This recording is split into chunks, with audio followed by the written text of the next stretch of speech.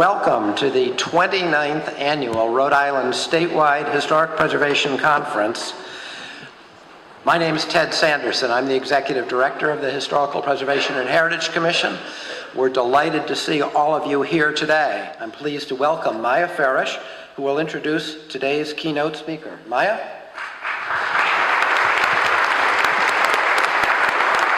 And it's just great to be here again, my third year.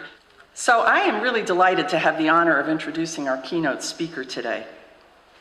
Mark Fenton is a man on a mission, and he jumps off of bridges to make his point. He is passionate about promoting public health through community design and our need to engineer physical activity back into American communities and lives. Okay, the bridge thing. If you haven't seen his YouTube video, I encourage you to look at it. He's laughing at me now. It's a very, very good video. We won't be jumping off of any bridge. You promised me you won't be jumping off of any bridges today. I think our councilman would find that a liability issue. We preservationists know that historic communities are among the most walkable and the most livable. And thanks to Mark, many communities are learning that preserving and revitalizing their historic, walkable towns has the added benefit of making their citizens healthier. Mark works around the country to assist these communities and other organizations with designing environments and developing policies and programs that help to shape places where more people can walk, ride a bike, and take transit more of the time. So preservation advocates take heart. When you become frustrated with the inability of your elected officials to understand that preservation is good for jobs and the economy, channel Mark Fenton with your message, preservation is good for your health. Mark's message will be demonstrated today in Warren. Just don't go near any bridges. Let's give a warm Rhode Island welcome to Mark Fenton.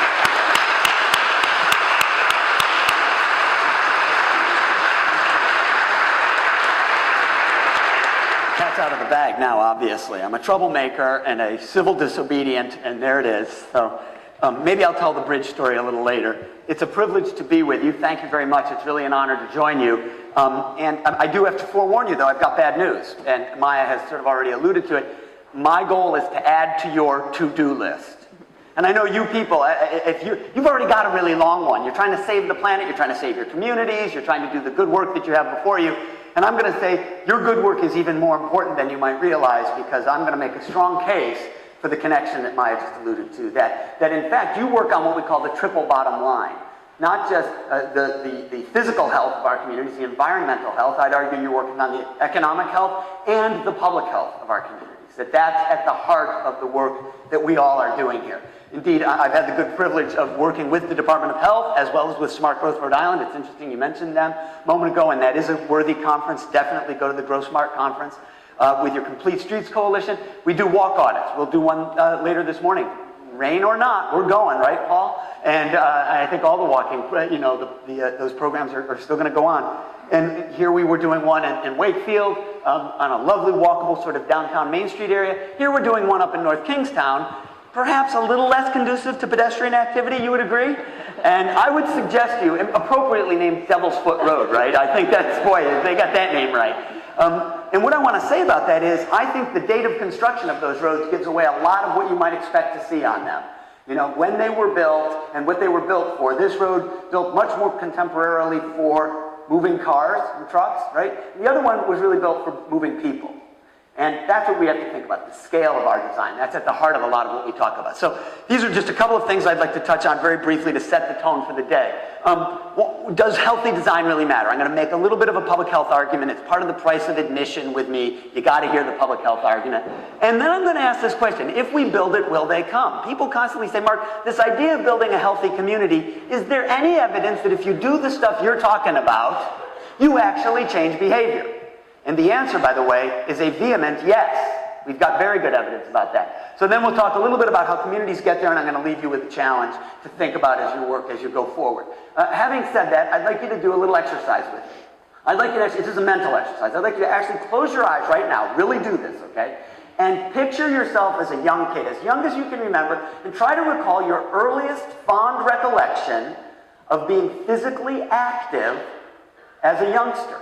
So play your memory tapes back. Councilman, I'm looking at you. There it is. Okay, good. Eyes are closed, and we're thinking about our earliest fond recollection of being physically active as a little kid. And go back as far as you can go. I'm not talking high school sports. I'm thinking really little kid. Think about the physical environment, where you were, who you were with, what you were doing. Get that image in your mind. Really picture yourself. As soon as you've got it, you can open your eyes, turn to the person next to you, and share those recollections right now. 10 seconds each. Share your recollections. What were you thinking of? What were you thinking of? Playing Ducky Boy Rock in the school.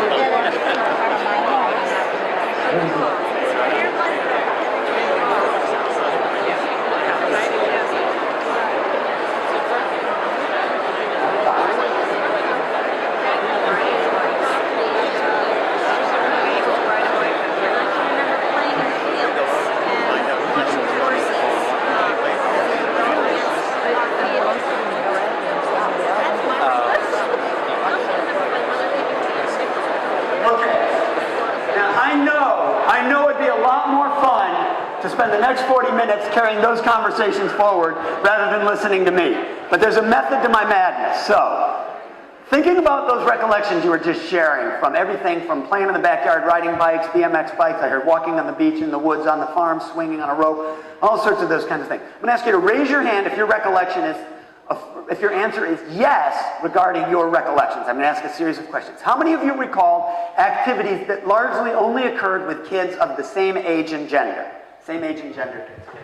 How many remembered an activity that required the presence of an adult? How many remembered activities that occurred at a scheduled time and place?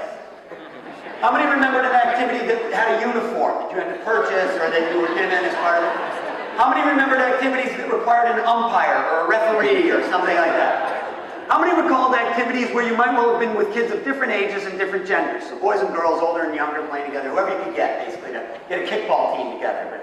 How many remember activities that there did not necessarily have to be an adult present? How many actually thought about activities that you could not have gotten away with if an adult had, in fact, been present and tell the truth? I'm concerned Mr. Sorensen's hand went up, but, you know. So how many remembered activities that involved a wheeled vehicle, a bicycle, a tricycle, a scooter, a skateboard, maybe the old roller skates that had a key? Who had something like that? Okay. How many had a recollection that involved water, swimming in it, fishing in it, skating on frozen ponds, damming up a neighborhood creek, playing in a pond, chasing crawdads, whatever? How many, if you allow me to use a term of art, how many of you remember to some degree or another having been a free-range kid? Yeah, I was kind of a free-range kid. Yeah, wow, a lot of us. Look around the room. Don't look at me. Look around the room. Keep those hands up. I want you to see how many free-range kids we have. Okay, two important questions. These are the important questions of the day, so listen very carefully. How many of you believe the majority of kids growing up today in America are free-range kids? Yeah, I got a lot of free-range kids in America. Look around the room. Look. Last question. How many think it's good for the health of America's youth that we're raising a healthy and robust generation that they are not free-range? Hands up. Good thing we don't have free-range kids anymore. Hands up for that. Let's think about what we've just said.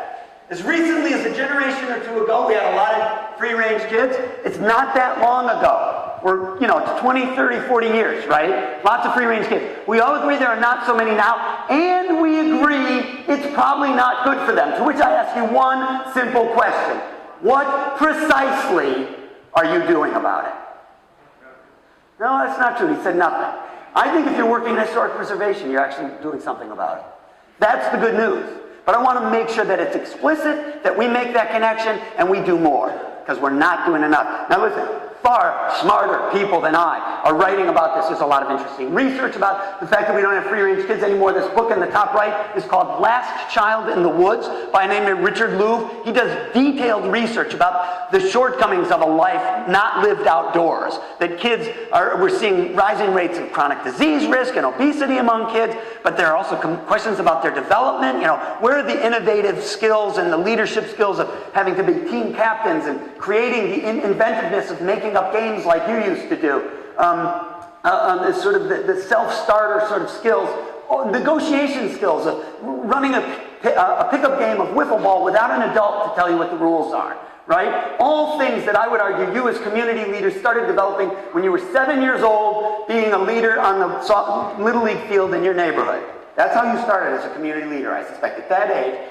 And you carried those skills to adulthood. Where's the next generation of those kids? Right? And there's lots of talk about what's leading to this problem, and many people say, well, you tell me, Mark, we can't let our kids be free range. Kids can't walk to school like you used to do as a kid, because what? Why can't we? It's not safe. There are scary men with big, thick mustaches hiding behind every tree. The mustache men are out there, right? Except the problem with that is we can find no data that tells us that there's any increase in violent crime against kids now versus 30 or 40 years ago. Let's look at, for example, over the time span, over the last 30 years from about 1970 to 2000, in which the percentage of kids walking and bicycling to school dropped from 40% to only about 15%, and the percentage being driven by car went from 15 to almost 50%. That is, almost half of kids today driven to school by car. Dramatic change, 30 years, no change in violent crime against kids, but lots of change in how and where we build schools. That's the middle school that I went to in upstate New York, a beautiful historic structure on the National Register in my town of Brockport, New York. Back when schools were average size, they were neighborhood schools, average size was quite small, and most of the students up at least through middle school could walk to their neighborhood school, right? Now what do we build, guys? Giant mega schools on acres and acres of land, out on the edge, often the cheapest land, got to keep our property taxes down, right? So we find the cheapest land, we build these mega schools that every child is driven to, often not by even bus, but by car. I would argue that's an abandonment of an historic approach that we had to education. Neighborhood-based schools that could be walked to, that parents were heavily involved with, that the neighborhood felt was a community asset, the ball fields, the playgrounds, to these, where they're fenced and gated. We don't even touch them on evenings and weekends now. And what's the result? Well, one is that the exact 30-year time span I showed you in which transportation modes changed is the exact 30-year time span in which childhood obesity rates tripled. Coincidence? No way. As we've gotten in the habit of throwing our kids in the backseat of the car for every trip, and by the way, building a world conducive to that, this is what we've ended up with. Indeed, people talk about an obesity epidemic, they're missing the underlying thing. We're really facing a chronic disease epidemic of a host of afflictions associated with sedentary lifestyles. Indeed, a disease, this special issue of Time magazine talks about a disease that we used to call adult onset diabetes. Adult onset diabetes. We thought you couldn't get it till your 40s or 50s or 60s. We now use the clinical term type 2 diabetes because we are seeing it in 9 and 10-year-olds. School nurses now have to be trained to take blood glucose measurements from young children in case they are being treated for this. So it's part of the skill set. And indeed, my argument is this. Let's at very least start to change the conversation. Stop talking about an obesity epidemic, which is a tip of the iceberg. Let's talk about the underlying behaviors, which are epidemics of physical inactivity and indeed poor nutrition.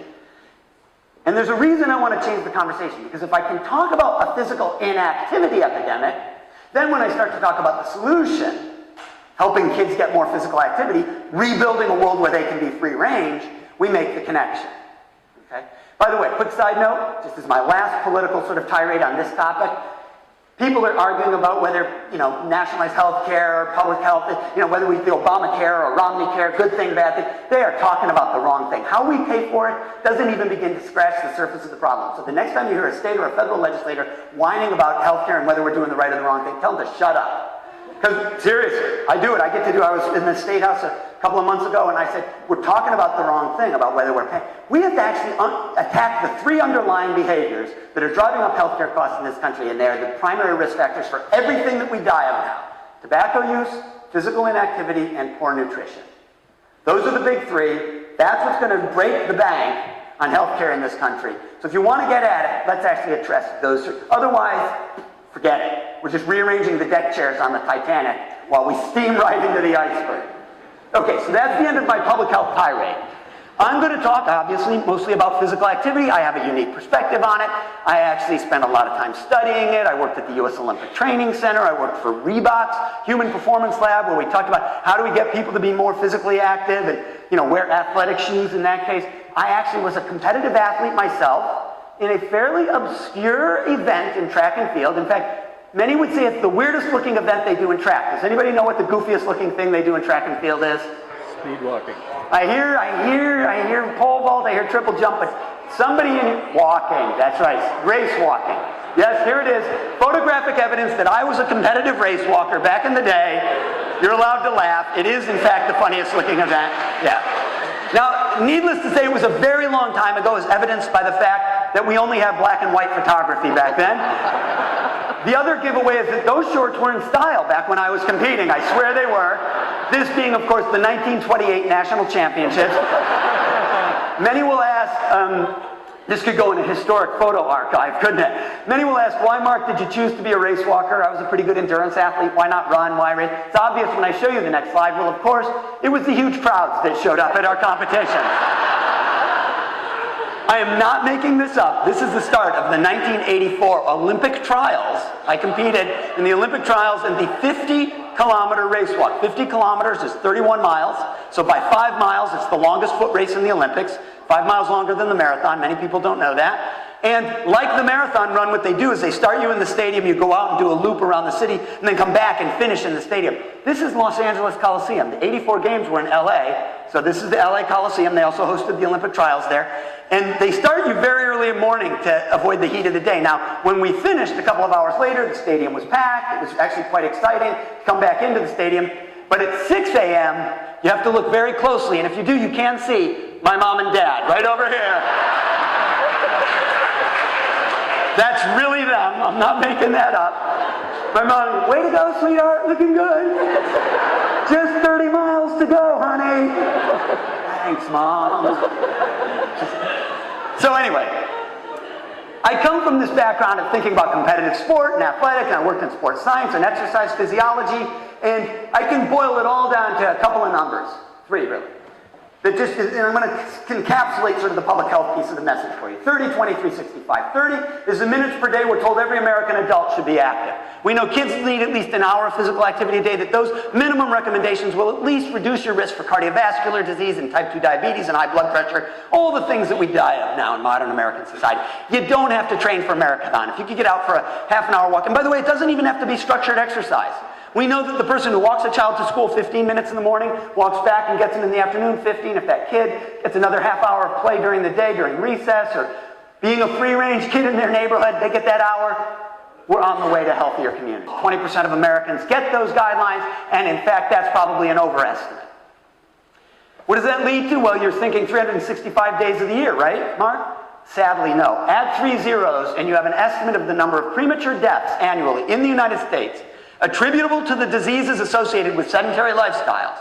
The only thing that kills more of us prematurely is tobacco. And by the way, the tobacco numbers look to be flattening as we've changed social norms around tobacco consumption. Think about how much harder it is to smoke in public and how expensive cigarettes are now, not advertised on TV. We've really changed the social ecology of smoking in American society, but not of being sedentary. And we've got to take that lesson, because inactivity deaths continue to rise. It'll take first place next time they run these numbers. Interestingly enough, just 2 last graphs. This graph shows the percentage that get the 30 minutes per day that I talked about. 2 notable things about it. The yellow line here is the percentage of the population that supposedly gets it. 2 problems. One, it's based on self-report data, that is data that the Centers for Disease Control collects via telephone surveys, and we know people tend to tell you what you want to hear when you're on the phone with them. They also, by the way, when they survey them by phone, they've learned that they tend to be taller and weigh less than if you actually go measure it. Problem number 1. Problem number 2, look at the yellow line here, guys. It's flat for 20 years. Whatever we've been doing, telling people to exercise, telling them to go to the gym, giving them memberships, building health clubs at workplaces, it's not working. Telling people to exercise doesn't work. And the second point is this. When we do good programs, this is an intervention study that actually tried to get people to walk more over about a period of a year and a half. Over the first 6 months, they called them on the phone and sent them email reminders. This was actually done at Brown University. I was one of the collaborating universities on this research. And for a while, people increased their exercise minutes per week. That's all that is a graph of it. Exercise minutes per week over a year and a half period. And here's the problem. Every time we do a graph like this, if we follow people long enough, we see the same shape, which is that it doesn't stick. We have a problem with stickiness. If all we do is behavior change, if all we do is implore you to do something, eat more fruits and vegetables, or go out and go for a walk every day, for a while I can get you enthused, and I can give you t-shirts and water bottles and prizes. We love to do that in health promotion. We give a lot of t-shirts and water bottles away, right? but to no avail. As far as permanent behavior change, we've really recognized we've got to go beyond just telling people to exercise, or for that matter, eat well. We've actually got to build environments where being physically active is once again a part of routine daily life. This should not sound like rocket science. Once you follow the logic and see that the evidence even bears this out, it takes you to a really interesting place, because you realize it's not that we stopped exercising. You know, this is what? The Plymouth Plantation on the left, Lowell National Historic Park. You know, you go to a place like Sturbridge, Williamsburg, you see people that are acting out that lifestyle of anywhere from 50 to 150 to 300 years ago. Physical activity was a requirement of daily living, wasn't it? After a day of working on your thatched roof at Plymouth Plantation, you didn't have to go to the gym to lift for a while. Your arms were already pretty tired, thank you very much. Right after carrying bales of textiles up and down in those mills up in Lowell, I don't suspect you had to say, well, I'm going to go out for a run now, after a 12-hour shift in the water-driven mill. What we've come to is a world where we don't have to be active as a part of daily life. And the question is, can we rebuild it? The picture on the top right, just building a gymnasium everywhere, that's what that study told us. That's not going to work. We better think about how do we build places where kids can be free range, and for that matter, adults too, as a part of daily life. Okay, so you should be asking, okay, smarty pants, fast talking guy, is there any evidence that we can do that? Is there data that connects environmental design to this behavior? And the answer is yes. Really interesting. If you look at the research evidence, which I read very closely, I've really pared it down to about 4 big piles that define places where people tend to be more physically active, just as a part of daily life, not because I'm scolding them to. And they should sound familiar to somebody who works in historic preservation, because these are the 4 characteristics. There tends to be a greater variety of different kinds of activity, or what we would call land uses, close together. There are good facilities connecting them, sidewalks, pathways, multi-use trails, bicycle lanes, for the active traveler, somebody not just in a car. Third, when you get to a destination, it should be designed in a way to reward you rather than punish you for showing up without a car, which is not what we've been designing for the last 30 or 40 years. And last but not least, it really has to be safe and accessible for everybody in the community, people of all income levels, of all physical abilities and disabilities. It's got to be designed in a way that accommodates everybody. So that's a nice idea, but I can show you pictures from all around the state. You guys know it. You work in those environments, I hope, where that was historically how we designed things. Mixed land use was what a traditional New England small town or big city was, right? The mix of live and work and shop and play, learn, pray, all those things were in proximity. Churches right on Main Street next to a common green where the city hall was, and major civic institutions, post office, library, nearby housing, neighborhood schools, right? None of that sounds unfamiliar, and it's much easier and more likely that somebody will walk among those destinations if they are that proximate to one another. But you need the facilities to do that. So everything from the mundane sidewalk to more advanced approaches like multi-use trails, like the East Bay Path that is within a stone's throw of where we stand right now, to bicycle lanes, to transit. Quick side note on this.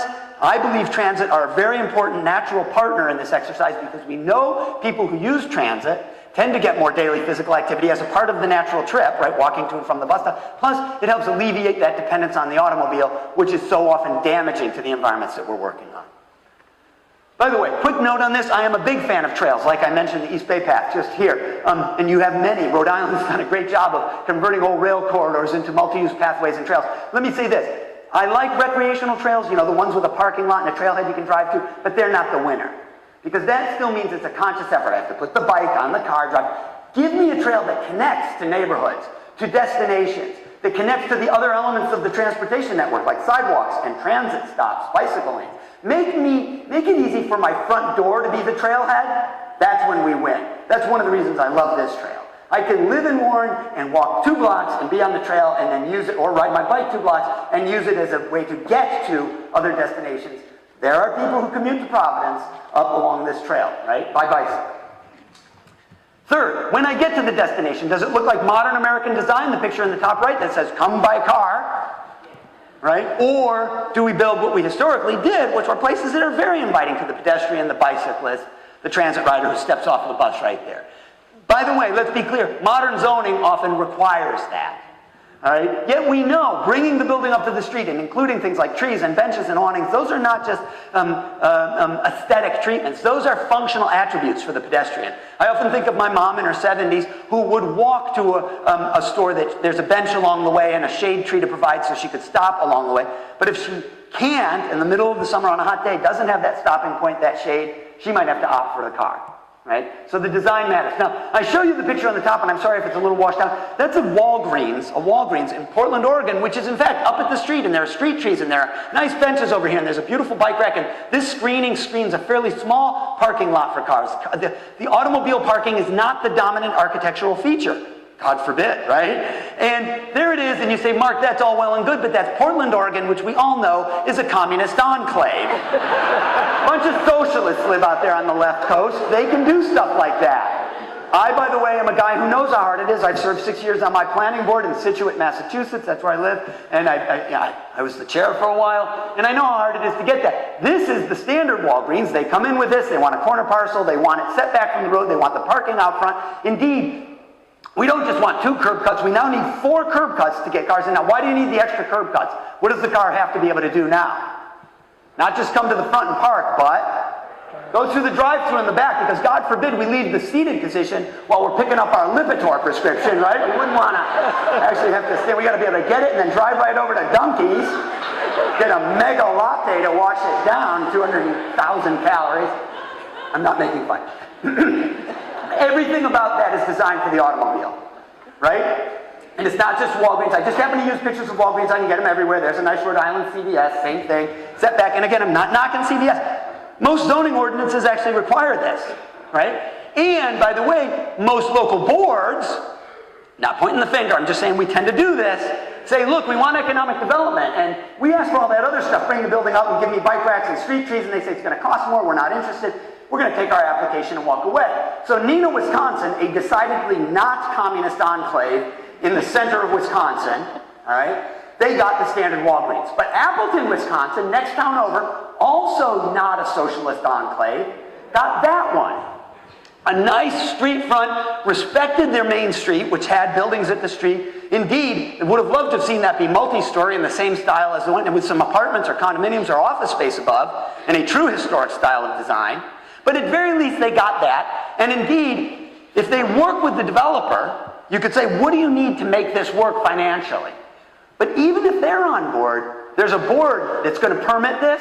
And I would argue one of the most important things we can do is educate our elected and appointed officials. This is a guy who served on an elected planning board, to get them to understand it's worth sticking to your guns. Because in the moment when Walgreens tries to call the bluff and says, you know what, we don't want to do this, that's not our standard design on the lower left, this weird historic style, you bring it up to this street and all this crazy stuff you want, that's our design, and if you make us do this other thing, we're going to take our permit and walk away.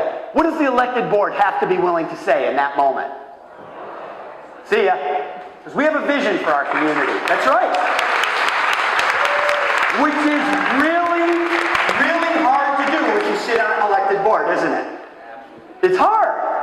It's easier, however, if a couple of dozen people are at the public meeting and line up at the microphone and give a rational moment of during public testimony. If they come up and they say, hi, I'm Mark, and I'm with the Warren Historic Preservation Group, and I'd also like to point out that although we should all get 30 minutes of physical activity a day, only about 10 to 20% of us actually do so. The result is that we're looking at 365,000 premature deaths every year, and we're going to break the bank on our national health care system. And furthermore, my kid who doesn't drive yet, or my mom who doesn't drive anymore, can't walk to this store unless you design it the way that you've proposed. So boards, stick to your guns. Don't let them don't let them build the giant parking lot out front. Thank you very much, Mr. Chairman. See how I did today? I did a minute of testimony and I made the point. We've got to be doing that all the time. And I think we should be adding public health to the quiver. It's another arrow in the quiver. Fourth element, remember I said there were 4 elements? It's got to be safe. I can be close, there can be a sidewalk, there can be a nice, bike parking, whatever. I still can't feel like I'm taking my life into my hands. Here's the good news. Our colleagues in traffic engineering, I'm an engineer by training, know how to design places where motor vehicles, pedestrians, bicyclists, and transit can coexist. We know how to do that. In fact, there's a movement called complete streets. Who's heard that term? Complete streets. Okay, everybody in the room should know about this. This is a national campaign. In fact, your Department of Transportation has espoused an acceptance of complete streets. The idea is this: a street is not complete unless it takes into account 4 users: the pedestrian, the bicyclist, transit, and motor vehicles. So the day of just designing for the car, and if there's a little extra room, staking a sidewalk on the side, that should be done. Now we should look at the corridor and say, What are all the potential users of the corridor? What are the land uses along this corridor? And then design according to all of them. And that means maybe some space for a bicyclist, maybe space for a pedestrian. So that's where these kinds of designs come from. So again, to reiterate, the research tells us, in answer to my question, can you build places that are stickier? Remember the stickiness problem, where the physical activity dropped off after the first 6 months? Can we make it so that instead, if I get somebody encouraged to start walking every day, it actually sticks? The answer is yes. These are the 4 attributes. The research tells us that. That website, by the way, is maintained by the Robert Wood Johnson Foundation at UC San Diego. If you're enough of a nerd that you want to read some of those research studies and say, where is he getting this? That's the place. It's a fairly complete bibliography of the research called activelivingresearch.org. And that's the term that's being used, creating active living settings, what I would call free-range settings, right? Well, Mark, this is such a good idea. Shouldn't the free market take us there? We're a capitalist society. This is such a desirable outcome. Why doesn't the business community get to that space? Why isn't the economy telling us this is what people want? Here's the answer. It is. Indeed, there are now a growing number of studies that connect some of the most desirable places for people to live in America are designed just the way I'm describing. There's a really cool website called Walk Scores. Anybody heard of this website? Hands up. Oh, write this one down. WALKSCORE, all one word, Walk Score. You can put in any address in the United States. It will give you a 1 to 100 score of the walkability of that site based on nearby destinations. So it's an imperfect tool. It doesn't take into account how good the sidewalks are. There are other factors, my other 3 factors. But it gets land use. And here's the point. I put in real places where I've been on walk audits or where we've done work. So when we were working in North Kingstown, you know, downtown Little Wickford there, the little Main Street business district, gets a walk score well up into the 60s or 70. You go out into some of the suburban sprawl that surrounds it, right, the classic housing subdivisions with nothing nearby, you get walk scores like 20 and 30 or lower. Even over near Wickford Junction, which is this big retail redevelopment, but totally not pedestrian-oriented nor well-connected, you still get much lower walk scores, right? And what we know is this study in particular connected higher housing values to higher walk scores. In other words, people see the higher desirability. We are seeing realty websites connect to the walk score website because people, when they're shopping for a home now, are saying, how walkable is it? What can I get to on foot from there? Indeed, this publication asked the question, in the 21st century, what are home buyers looking for? They did a special issue in 2010, and they said it's stuff like in-town living, the ability to walk to a corner store, to a shop, to a school, to a park or a playground, have a bike trail nearby. This, by the way, is a publication not of the Sierra Club, but of the National Association of Realtors. When they now do their annual surveys of realtors and say, what are people telling us they want to buy? These are the attributes. They want to buy proximity to other destinations, walkable main streets. Look at the picture, for God's sakes, guys. It's a woman on a bike with a baguette and sunflowers in the basket. It looks like the Netherlands. 15 years ago, the front of that magazine, a National Association of Realtors magazine, would have had a home on a 3-acre lot with a 3 or 4 car garage as the American dream, right? Not making that up. $4 a gallon gas has changed the conversation. Thank you very much. Maybe one of the best things that's happened from a public health standpoint in the country, from a transportation standpoint. Indeed, Paul Adleman, who's my colleague, we're going to do the walk audit a little later, shared this really cool article from Builder magazine from just last month, where the title of the article is Walkability, Why We Care and Why You Should Too. Why home builders should be looking at walkability. In fact, that shot is from a project that Paul's firm worked on in Concord, Massachusetts, that is built basically on the premise of walkability. Am I overstating that, Paul? That's one of the central selling points of that development is you can walk around and to destinations. The game is changing, the economics are changing, this is desirable. We're also seeing, by the way, communities totally rethink this form of retail development. So this is kind of classic retail-style suburban sprawl. There's the same company. That's a Rite Aid in North Kingstown. That's the Rite Aid in downtown Wickford. Oh, wow, up at the street, walkable. Not necessarily with a giant parking lot out in front. The game is changing. And we need to make sure we're adding our voice to this conversation because now community leaders are recognizing this is a much more sustainable form of economic development. These places across the country, I can get pictures of strip malls and big boxes that are at 50% vacancy rates. They're just not that robust a design. They last for about 10 years and then they wane. And then we're trying to figure out how to reuse. What a crummy reuse conversation. Let's be talking about how to adaptively reuse 100-year-old buildings, not 10-year-old buildings. I'm not kidding. I mean, that's the conversation we're in. Indeed, this is called the Town Center in Watertown, New York. We did work up there. That's in upstate here. It must be cool because it's got an E on the end of the word town, right? So that classies it up. That's like raising the pinky, isn't it? Oh, the Town Center. Sadly, as we build this across the country, this is what I've seen. We eviscerate this. The historic downtowns that have all the businesses, the former grocery store, hardware store, downtown businesses that all die when we put all the economic energy out on the edge, right? These are not disconnected decisions. We have to see that when we make the decision to say yes to that, we are effectively saying no to that in many ways. Right? Now, we're working on coming up with a clever adaptive reuses of these, but the real original use, retail on the first floor and businesses above, housing above or businesses, that was a pretty good use pattern, and we're seeing many communities actually go back to that, re-embracing that style of design. So I'm going to leave you with a challenge. You need to continue to be part of the change, and I'm going to ask you to add this public health message to your work. So I'm going to ask you to speak up, to act up, and to step up. I'm going to talk about a little bit of each of these. Speak up. Make this connection about these 4 elements of healthy design. Mix of land uses, connectivity of the network, good site design, safety, and access. There's a good evidence-based argument, and don't just focus on one. Some of us kind of go down one. I know there are trail advocates in the group, and the trails are your thing. That's great, but that's not enough. That's the trail, by the way, at the South Kingstown Rail Station near at URI.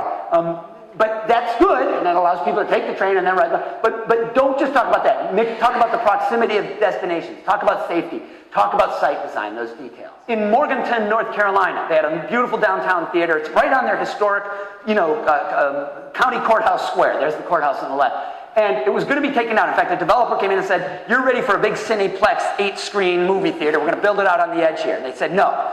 How about buy some of the adjoining buildings to this now defunct movie theater, restore that as a downtown movie theater, but with the 6 or 7 or 8 screens that you need, because that's what the modern model of business in movie theaters says. You got to have multiple screens." Well, they did that, and it's now an anchor business in their downtown. They used the historic theater, kept the marquee, but then accreted some of the adjoining parcels, and now they've got the 7th screen theater in downtown. It's a critical engine to the economy of that little main street. How about in Rutland, Vermont, where they got the Walmart to come into the downtown area, not on Route 7, out on the edge, proximate to their historic Main Street business district. It's helped keep that entire district alive. So they didn't say no to Walmart, they just said, "Yeah, but come here." By the way, they used the parking lot for their Saturday morning farmers markets.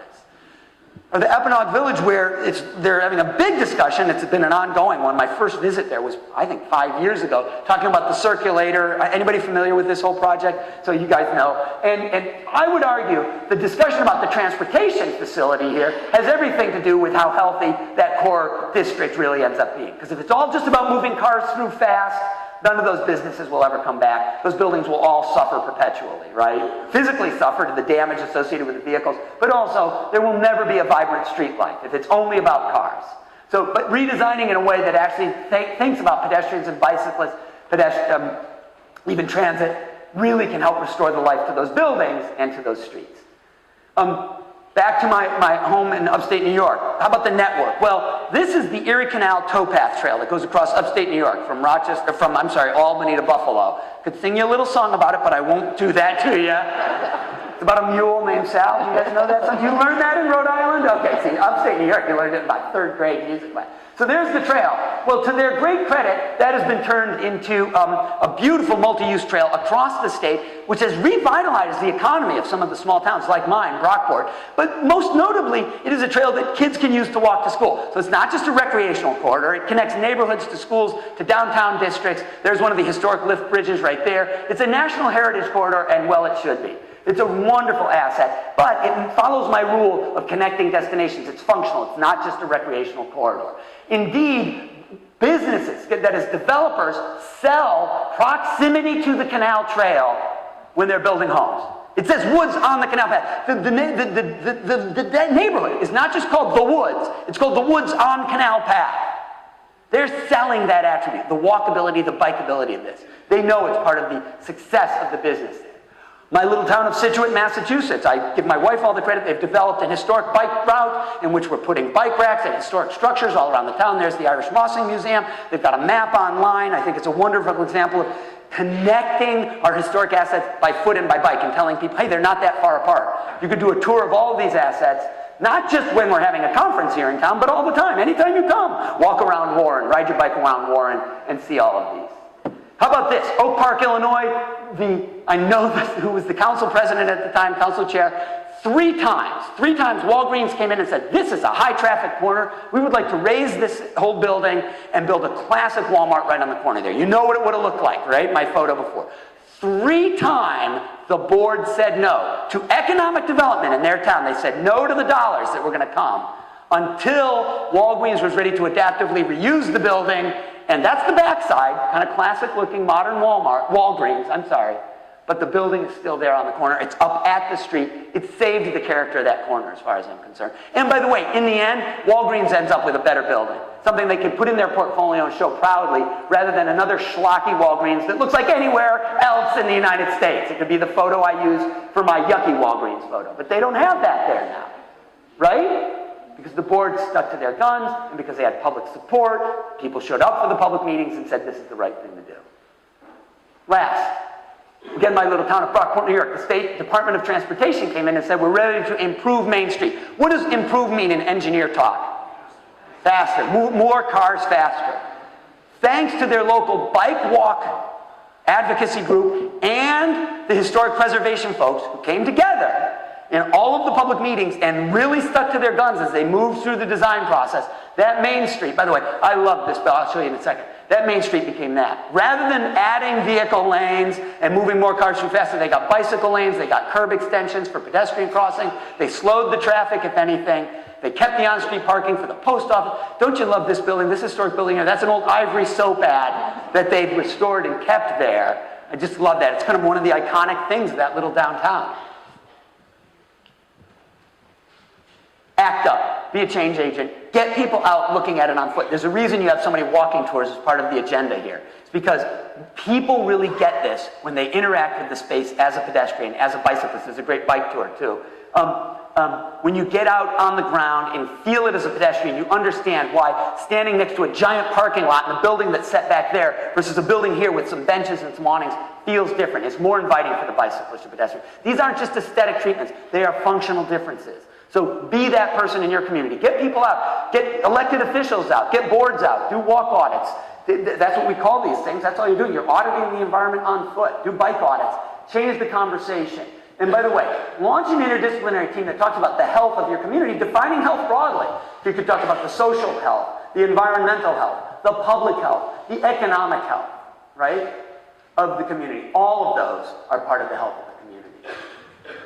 At very least, be a loud and vocal advocate for complete streets. This is a national movement, but it turns out we still have to have the discussion about every roadway. Because it's still easy to fall into the trap, because we all drive to, a lot, to fall into the discussion about how do we move more cars through here. We've got to remind ourselves that's always a losing battle. Because the cars will fill the space we give to them. But we will often leave aside the space for the bicyclist or the pedestrian. I'm so proud that this Main Street right here, that's my son riding his bike on the sidewalk that I walked to school on as a kid. And this, when they redid Main Street, is the new bicycle lane that they got them to put in there. So now he would be able to safely ride a bike there. And there are simpler steps. You're saying, I can't change my zoning ordinance tomorrow. Oh my God, I can't fight the big battle about a Walgreens. Well, how about a buy a bench program? Or how about a buy a bike rack program? In these two towns, they actually had design contests. This is Columbus, Indiana, Durham, North Carolina, to define an iconic local bicycle rack. And in building the bike friendliness of their community, Durham is the home of the Durham Bulls, right? Bull Durham, the movie, the baseball team and all. So there's their iconic bike rack, and this is a big letter C for Columbus, Indiana. So some of this stuff can be done at the very simple level. That could be a scout troop that leads that campaign, right? It doesn't have to be sort of always on the side of government to do it. If you don't do anything else, I implore you, I challenge you to be an active role model yourself. Think about opportunities to leave the car behind. Sometimes, and take that pedestrian, that bicycle, that transit trip instead. Because we know one of the things that invites others to walk is the presence of people out there. When you ask them, why don't you walk? Well, I don't see anybody else out there. It must be dangerous.